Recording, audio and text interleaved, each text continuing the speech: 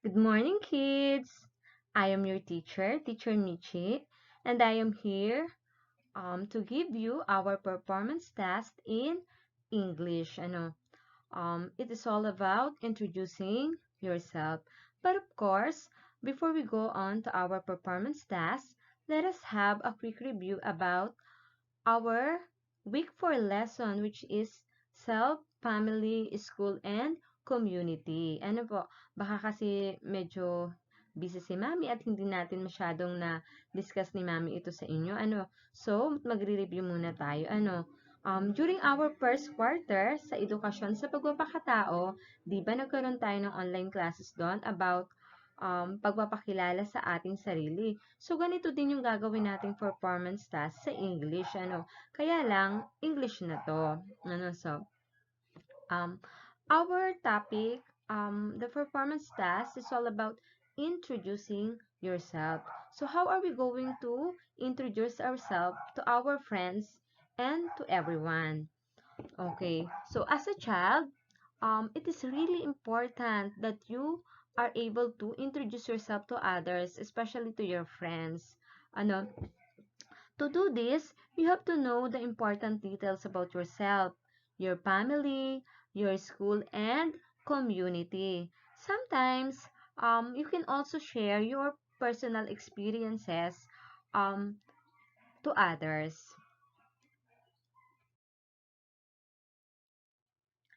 The first thing you have to know is how to say your name. So if someone asks you, what is your name? Pwede niyo siyang gayahin yung nasa larawan. Sabi niya, I am Eliza May T. Santos. Or you can use I am. Or sometimes, pwede mo din naman gamitin na, my name is Eliza May T. Santos. For example, ako, how am I going to introduce myself? I will say, my name is Mrs. Michelle P. Coros and I am your teacher. So, I use my name.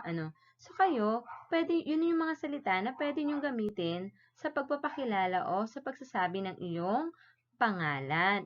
Sabihin nyo nga, I am and your name. Kung ano yung name mo, sundan nyo yung salitang I am.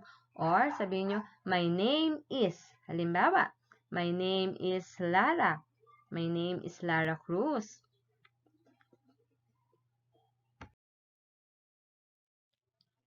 The next things you have to know is your birthday or when were you born? Kailan ka ba ipinanganak?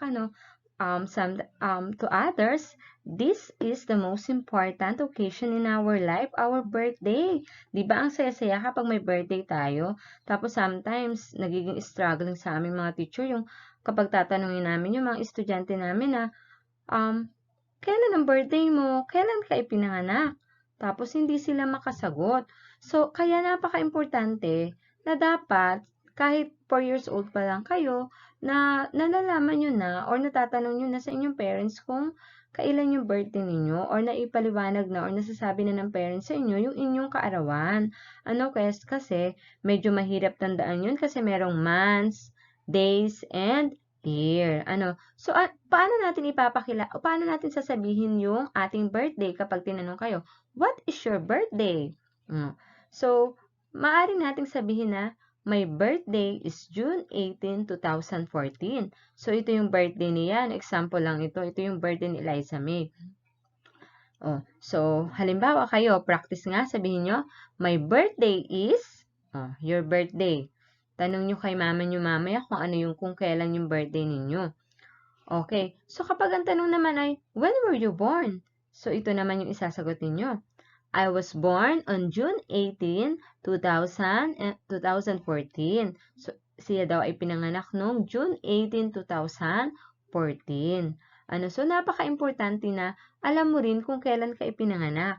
Kasi, sa pamagitan niyan, yan ang sasagot natin dun sa kasunod natin na tanong. So, dapat alam mo talaga kung kailan yung iyong birthday. Kasi, when you know your birthday, syempre, malalaman mo na rin kung how old are you? Ilan taon ka na ba? Karamihan pag grade 1, ilan taon na bang grade 1? Usually, pag grade 1 ngayon is 6 years old. Pero dahil 2021 na, karamihan sa inyo ay kagaya na niya.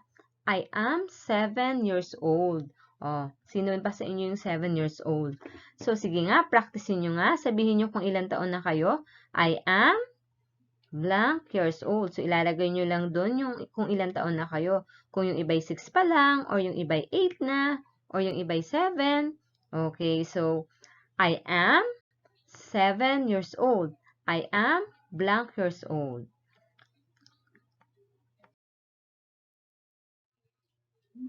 Okay, next. Of course, it is really important that you know your community. Dapat alam mo rin kung where do you live? Saan ka ba nakatira? Ikaw ba'y taga Lucena? Ikaw ba'y taga Tayabas? Or ikaw ba'y taga Manila? Or ikaw ba'y taga Sariaya? So, if somebody asks you, where do you live?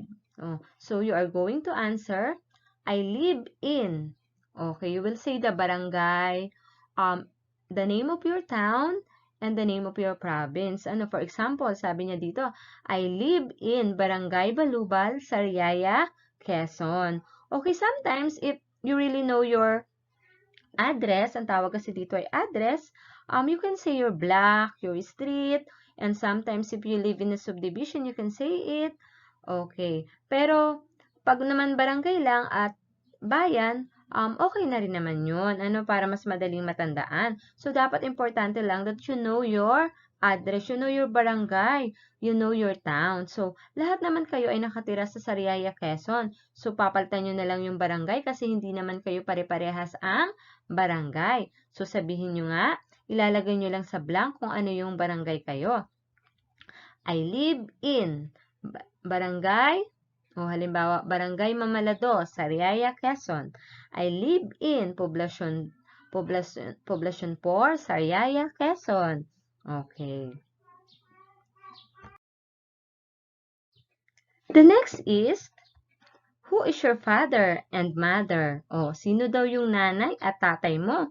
So, napaka-importante din na kilala mo yung parents mo or yung mama at papa mo, nanay at tatay, mommy at daddy, kung ano man yung tawag, no? So, it is really important that you know them, that you know their name. Yung kaya mong sabihin kung ano yung pangalan nila. Kasi halimbawa, kapag tinanong, if somebody asked you, kanino ka bang anak? At least, alam mo kung ano ang sasagot mo.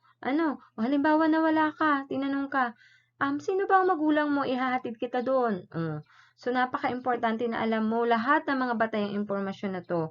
At dapat, lagi mong tandaan na alam mo rin yung pangalan ng mama at papa mo. Yung kompletong pangalan. Kasi sometimes, meron kaming, ako personally, meron akong nakaka-encounter ng mga estudyante ko, ng mga pupils ko na kapag tinanong ko, ang alam lang nila, sabi, si Otep po. Sabi ko, si Otep ano? Yung pala yung palayaw lang yung nung papa or nung mama yung alam, pero hindi naman yung real name. So, you have to ask your parents, especially your mother and your father, what is their name? Who is your father and your mother? So, pwede niyong gayahin siya. Sabi niya, my father is Romeo Santos and my mother is Mila Santos. Sasabihin mo lang, my father. Ang ibig sabihin anak ng father is tatay or ama. Ang father daw niya is si Romeo Santos. And mother naman, ito yung nanay natin or yung ina natin. So, ang ina niya is Mila Santos. So, sabi niya, my father is Romeo Santos and my mother is Mila Santos. Yung mother and father, pwede rin natin tawagan sila ng parents. Pwede natin i-replace ito. My parents are Romeo Santos and Mila Santos. So, yung mother and father natin, they are our parents. Okay, sige nga, practice nga kayo. Ilalagay nyo doon sa blank yung pangalan ng inyong papa. Sa kasunod na blank, ilalagay niyo yung name ng inyong mama. So, my father is, halimbawa ko, my father is Rolando Paras and my mother is Leticia Paras.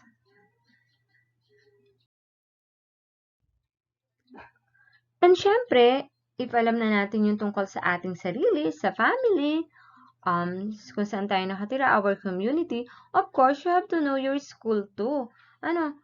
dapat alam nyo rin kung saan kayo nag-aaral.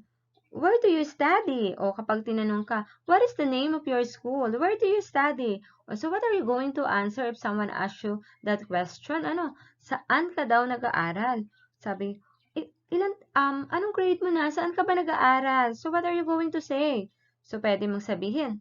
O, halimbawa siya, sabi niya, I study at Sariaya East Central Main Elementary School. Okay. So ito rin yung pangalan ng school natin. Ano? Kaya, gagayahin mo lang siya. Sabihin mo. Sige nga, sabihin mo dyan. I study at Sariaya East Central Main Elementary School. Okay, so yun yung pangalan ng ating paaralan or the name of our school. Laging tandaan, kahit mahaba yan ha, Sariaya East Central Main Elementary School.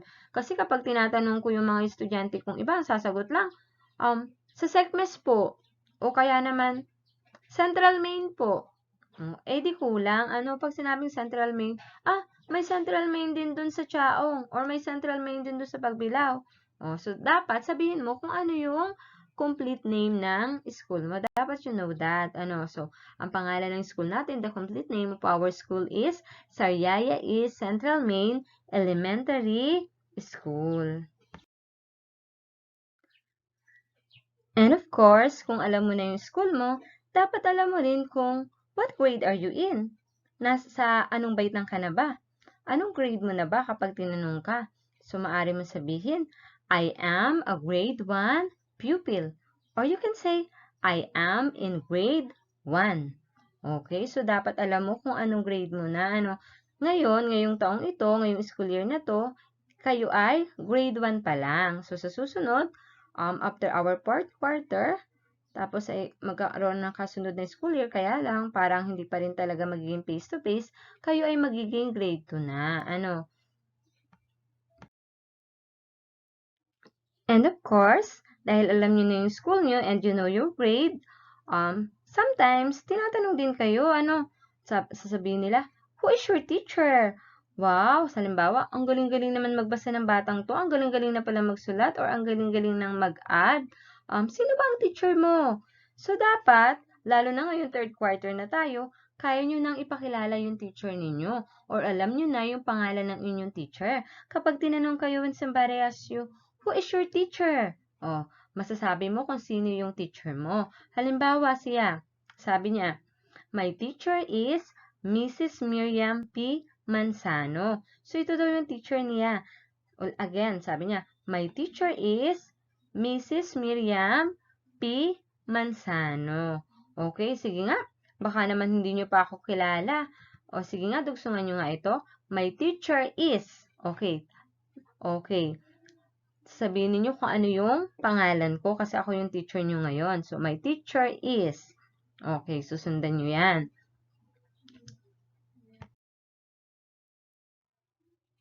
Okay, yung kasunod naman, ano ba yung mga hilig nyong gawin? Ano-ano yung mga madalas na ginagawa nyo sa inyong bahay? So, what is your hobby? O, can I ask you, what are your hobbies? Ano yung mga favorite ninyo or yung mga madalas nyong pinaglilibangan sa inyong bahay? Halimbawa, ano ba yung mga hobbies? For example, watching TV, watching video lessons, listening to music, singing, dancing, biking, mountain climbing, swimming, reading, writing, you love to paint, you love to draw,